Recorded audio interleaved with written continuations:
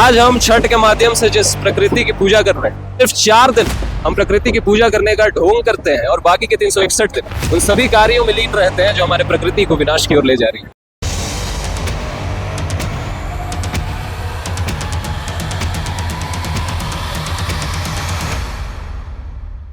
आप इस्लाम से आते जी, मैं मुस्लिम। के धर्म में तो धर्म का सहारा लेके ही लोग मांस खाने को सही ठहराते हैं। हमारी चीज में हलाल होती है, उसे हम सिर्फ खाते हैं, हराम चीज को छूते भी नहीं। बस वही कह रहे हैं कि कत्ल करने का तरीका अलग होता है, लेकिन हो तो कत्ल रहा है ना। छठ की बात करते हुए हमें प्रकृति और प्रदूषण की बात करनी ही पड़ेगी। दोबारा से आपका स्वागत है बोध भूमि में। फिलहाल हम मौजूद है पटना के दीघा गंगा घाट पे, जहाँ पे हजारों की संख्या में लोग आज उपस्थित हैं छठ का पर्व मनाने के लिए।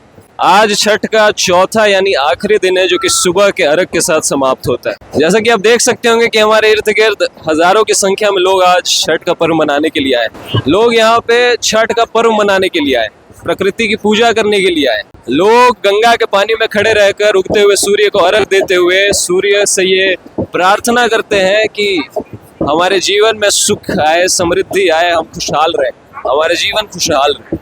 बाहर से ये चकाचौंध आपको देखने में बड़ी निराली लग रही होगी। दियों की कतारें, खूब सारे फल, चमक दमक से कपड़े पहने लोग घूमते हुए चलते फिरते दिख रहे हैं और आपको देखने में ये सब अच्छा लग रहा होगा, देखने में चकाचौंध से भरा हुआ है।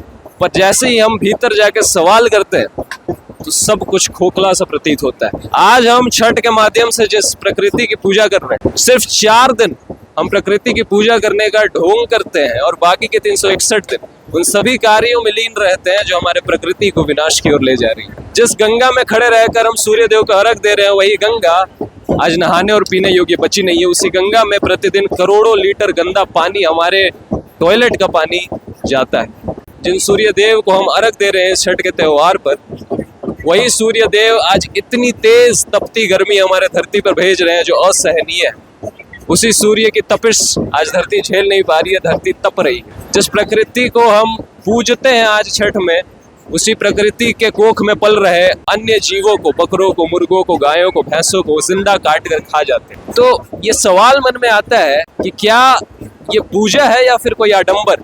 हम ये प्रार्थना कर रहे हैं या फिर पाखंड कर रहे हैं? आज हम कहने को तो प्रकृति की पूजा कर रहे हैं, लेकिन प्रकृति में ही पल रहे अन्य जीवों को मार के, काट के खा जाते हैं। जी हाँ, पूरी दुनिया में अरबों जानवर प्रति वर्ष काटे जाते हैं, किसी और कारण से नहीं, सिर्फ हमारी स्वाद की हवस मिटाने के। उनको जिंदा काट के हम इसलिए खा जाते हैं ताकि हमारे जीव को संतुष्टि मिल सके। आज छठी मैया के रूप में हम प्रकृति को पूजने के लिए जरूर आए, लेकिन हमारा जीवन ये गवाही देता है कि हमारे हर एक काम, हमारे हर एक कर्म उसी प्रकृति का शोषण करने में प्रयोग किए जाते हैं। हमारे जीवन के प्रत्येक कर्म प्रकृति की पूजा करने में नहीं जाते हैं, बल्कि प्रकृति के शोषण करने में जाते हैं। सीधे तौर पर कहे तो हमने प्रकृति का बलात्कार किया। आपका क्या नाम है? मोहम्मद अनस। आप इस्लाम से आते हैं? जी, मैं मुस्लिम। आपके धर्म में तो धर्म का सहारा लेके ही लोग मांस खाने को सही ठहराते हैं। जो हमारी चीज में हलाल होती है, उसे हम सिर्फ खाते हैं, हराम चीज को छूते भी नहीं। तो हलाल और हराम तो बस कत्ल करने के अलग अलग तरीके हैं।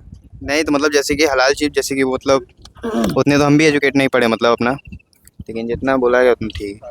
हलाल मतलब जो होता है ना, बहुत सही टाइप का होता है। हलाल में क्या होता है? हलाल में जैसे मीट मछली आता है और भी बहुत कुछ आता है। नहीं, तो हलाल में मीट मछली को मार के ही ना लाते हैं, हवा से थोड़ी लाते। जी, उसको मतलब एक बार में खत्म नहीं किया जाता है। मतलब बस वही कह रहे हैं कि कत्ल करने का तरीका अलग होता है, लेकिन हो तो कत्ल रहा है ना। बात यह है कि एक मासूम जानवर जिसने आपका कुछ नहीं बिगाड़ा है, वो मर रहा है। तो इस पे आप क्या कहना चाहिए? आपने वैसे कुरान पढ़ी है पूरी? उसमें क्या लिखा हुआ है मांस के उपभोग के बारे में? क्या कुरान में ये कोई सख्त निर्देश दिया गया है कि मुसलमानों को मांस खाना ही है? नहीं, आपके मन पे खाते हैं, बस ऐसा है कि प्रतिबंधित भी नहीं किया गया। प्रतिबंध नहीं, ऐसा नहीं किया गया कि नहीं खाना। आप पे डिपेंड है, आप खाना चाहते तो खाएं, नहीं खाना चाहते नहीं। ध्यान से सोचिए, थोड़ी देर के लिए अपने मन से किसी भी धर्म का पर्दा हटा के सोचिए।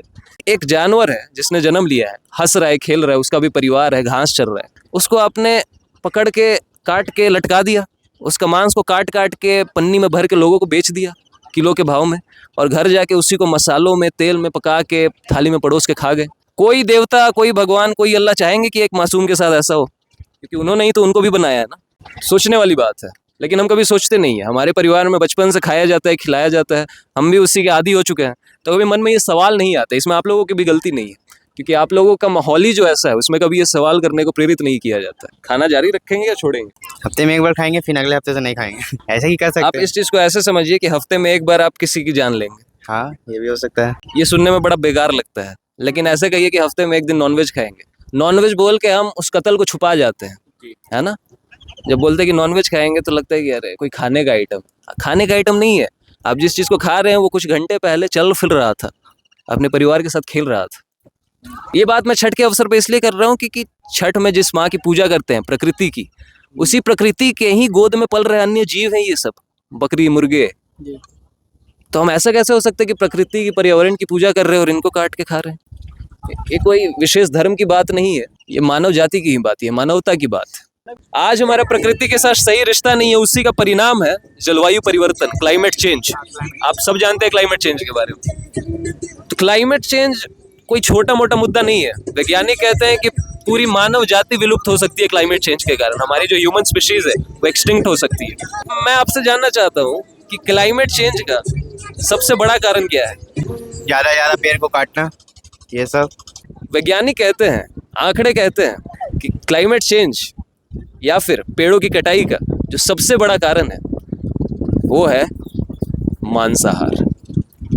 आप जो मांस खाते हैं वही कारण है कि जंगल में, अमेज़न के जंगल में सबसे ज्यादा पेड़ काटे जा रहे हैं। आपको ये बता सकते हैं कैसे? नॉन वेजिटेरियन कारण। जो आप मांस खाते हैं, मतलब मांस उद्योग, एनिमल इंडस्ट्री। तो किसी को पता है कैसे?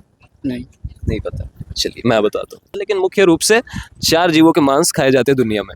मुर्गा, बकरा, गाय, भैंस, कहीं कहीं सूअर भी आ जाता है। मतलब इन सभी को कंबाइन करके एक टर्म आता है मवेशियों को खाते हैं। अब देखिए कि आज के समय में जो मवेशी हैं, हम नेचुरली तो उनको खाते नहीं है कि जंगल में जाके मार के खाते हैं जैसे पहले शिकार करते थे लोग। तो आज के समय में एक पूरी इंडस्ट्री है, उस इंडस्ट्री में हम आर्टिफिशियली उनको जन्म देते हैं। मतलब आर्टिफिशियल तरीके से, कृत्रिम तरीके से उन मवेशियों को हम जन्म देते हैं, और जन्म देने के बाद उनको काफ़ी सारा अनाज खिलाना पड़ता है। उस अनाज को उगाने के लिए खेती करनी पड़ेगी। अनाज कैसे आएगा? एग्रीकल्चर के बाद आएगा। और खेती कहाँ पे होगी? खाली ज़मीन पे। तो ज़मीन को खाली करने के लिए जहाँ पे पेड़ है उनको तो हटाना होगा ना। सबसे बड़ा बात ये। आप समझे? तो ये कोई छोटा मोटा आंकड़ा नहीं है। आप ऐसा मत समझिए कि थोड़े बहुत पेड़ काटे जाते हैं मवेशियों के लिए अनाज पैदा करने के लिए। दुनिया की जो 70% पेड़ों की कटाई है, 70%, समझ रहे हैं? 70% मतलब सबसे ज्यादा पेड़ों की कटाई सिर्फ उसमें मवेशियों को खाना खिलाने के लिए होती है, खाना उगाने के लिए होती है, जिसको आप बाद में काट के खाए। जैसे कि मुर्गे को पैदा किया गया पोल्ट्री फार्म में, ठीक है। अब उस मुर्गे को खिलाने के लिए बहुत सारा सोए चाहिए, अब उस सोए की खेती करनी होती है, और उस खेती करने के लिए अमेज़न के सबसे ज्यादा जंगल काटे जाते हैं। और अंततः क्या होगा? वो मुर्गा बड़ा हो जाएगा, कसाई के यहाँ पे चला जाएगा, फिर आप उसको खरीद के खाएंगे। तो आप ही के खाने के कारण वहाँ पे वो पाला जा रहा है, क्योंकि आप डिमांड कर रहे हैं, इसलिए वो इंडस्ट्री है। कोई भी इंडस्ट्री क्यों काम करती है? क्योंकि हमारी डिमांड होती है। हमें कैपिटलिस्ट सोसाइटी में रहते हैं, demand is equal to supply. आप में से कौन कौन नॉन वेजिटेरियन है? बट वो बेचना बंद करेंगे तो हम खाना बंद करेंगे। ये उल्टा है। हम उनके पास जाएंगे, हम उनके पास जाते हैं तो वो बोलते हैं कि लोग खरीद रहे इसलिए हम बेच रहे हैं। सही बात बोल। Demand is equal to supply.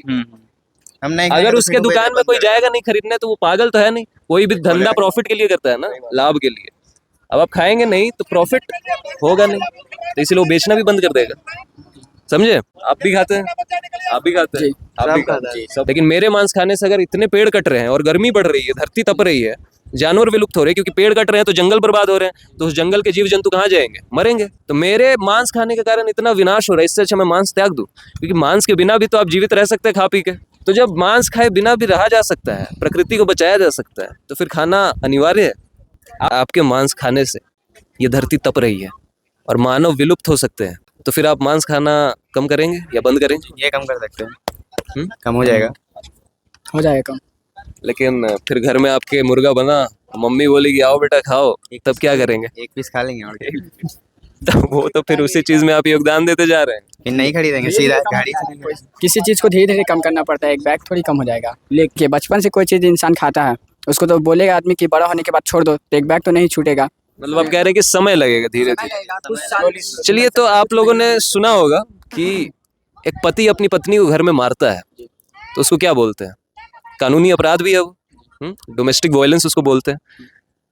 तो अब आप उसको समझाने जाएंगे तो आप उसको ये बोलेंगे कि पत्नी को मारना गलत बात है, वो बोलेगा कि हाँ गलत तो है लेकिन धीरे धीरे छोड़ेंगे, तो आप मानेंगे, बोलेंगे कि हाँ ठीक है धीरे धीरे छोड़ो, इतने सालों से मारते आ रहे हो तो टाइम तो लगेगा ना। या फिर आप उसको ये बोलेंगे कि भाई ये काम गलत है, तुम किसी और पर शोषण कर रहे हो, तुमको कोई अधिकार नहीं है कि तुम उसको मारो, तो बोलेंगे कि तुम एकाएक छोड़ो।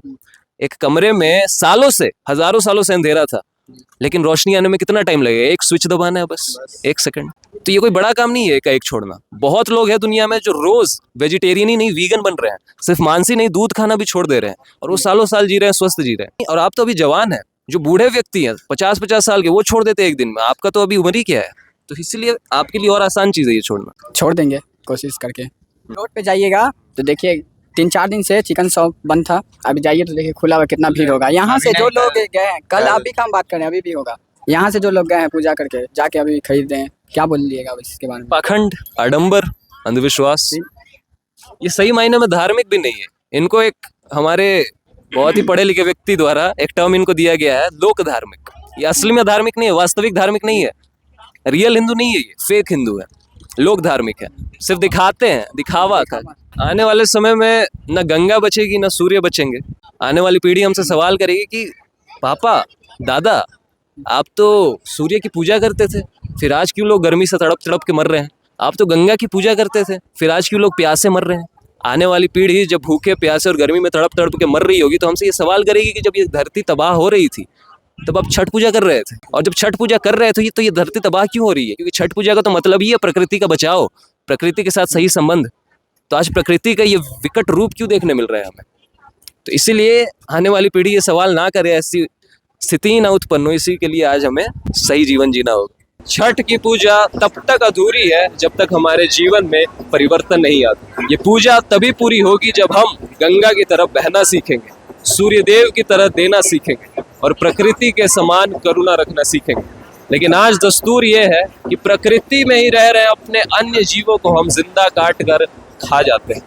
देखिए, प्रकृति का पर्व है छठ।